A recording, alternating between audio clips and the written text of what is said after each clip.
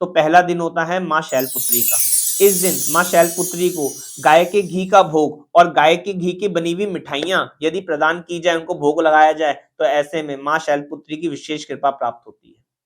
और ऐसे में ही इस दिन विशेष तौर पर लाल किताब के उपाय क्या कहते हैं कि इस दिन छोटी-छोटी कन्याएँ जो होती है, जो 9 साल से छोटी कन्याएँ होती है, उनको घी का दान या घी से बनी हुई मिठाइयाँ का दान या कुछ भोजन का दान उनको किया जाए, तो ऐसे में लाल किताब के अनुसार उनको माँ शैलपुत्री की विशेष कृपा प्राप्त होती है और ज़िंदगी के अंदर उनको सुख शांति प्राप्त होती है। दूसरा विशेष दिन होता है माँ ब्रह्मचारिणी का। कौन सी विशेष चीज़ों का भोग लगाया जाए जिससे कि माँ ब्रह्मचारिणी की विशेष कृपा उनको प्राप्त हो? तो ऐसे में चीनी और मिश्री का भोग अवश्य जातक को माँ ब्रह्मचारिणी को लगाना चाहिए। इस दिन माता को ब्रह्मचारिणी को ये दुआ करनी चाहिए कि उनको ज्ञान की प्राप्ति हो, लाभ की प्राप्ति हो और उनके सभी दुख तकलीफ कष्ट जो उनके साथ चल रहे हैं या जो उनकी मनोकामना है, वो उनकी पूर्ण रूप से सफल फलदायी हो। तो ऐसे में लाल किताब के उपाय के द्वारा छोटी-छोटी कन्याओं को, जो 9 साल से नीचे की कन्याएँ होती हैं, उनको चीनी और मिश्री अवश्य देनी चाहिए। तो ऐसे में माँ ब्रह्मचारिणी की विशेष कृपा उनको प्राप्त भी होती है।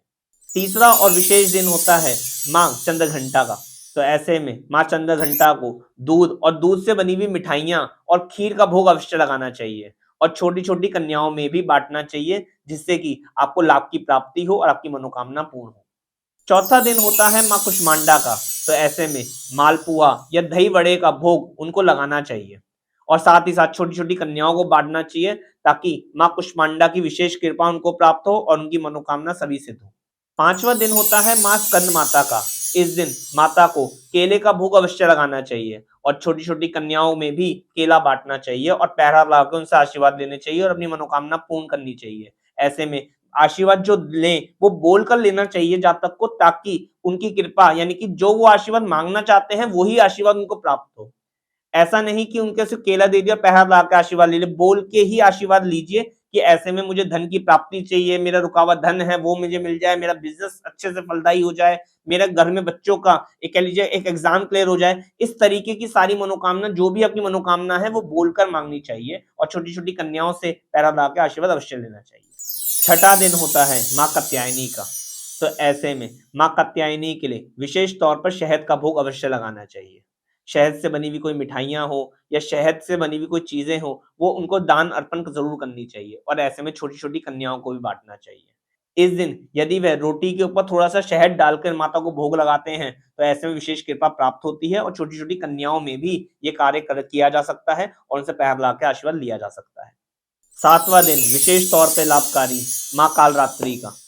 ऐसे में जिनके घर में भी भूत, प्रेत, ऊपरी बाधाएँ, दिक्कतें ये पेश आती हैं, ये दिखाई देती हैं, तो ऐसे में माँ कालरात्रि उनके लिए विशेष सुखदायक हो सकती है, विशेष फलदायी हो सकती है।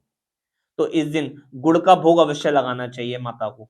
ऐसे में छोटी-छोटी कन्याओं के अंदर गुड़ बाँटना चाहिए और उनके पैर हाथ लगा के आशीर्वाद लेने चाहिए, जिससे कि माँ कालरात्रि का उनको विशेष स्नेह और विशेष ये कह लीजिए कृपा उनके ऊपर प्राप्त हो और ज़िंदगी के अंदर जो ये ऊपरी दिक्कत है, ये बाधाएँ हैं, ये कोर्ट कचहरी के मामले हैं, ये निजात उनको मिले और प्राप्त हो उनको। 8वाँ दिन विशेष तौर पर विशेष घरों में बनाने जाने वाला एक प्रमुख त्योहार, जहाँ पर माँ गौरी की अर्चना की जाती है। इसको अष्टमी के रूप में भी पूजा जाता है, जहाँ पे खीर, हलवा, नारियल या भोग लगाया जाता है और साथ ही साथ कन्याओं में भी बाँटा जाता है। बहुत से विशेष घरों में अष्टमी पूजी जाती है, तो ऐसे में उनको नारियल का दान अवश्य करना चाहिए, नारियल का भोग अवश्य लगाना चाहिए और पैर हाथ लगा कर के उनसे आशीर्वाद प्राप्त करना चाहिए। 9वाँ दिन माँ सिद्धिदात्री का, जिसको लोग नवमी भी बोलते हैं और नवमी बहुत से घरों में पूजी भी जाती है। तो ऐसे में उनको हलवे का भोग, खीर, पूड़ी का भोग, एक दिन मिठाई का भोग और नारियल का भोग ये अवश्य लगाना चाहिए और साथ ही साथ कन्याओं में, छोटी-छोटी कन्याओं में बाँटना भी चाहिए।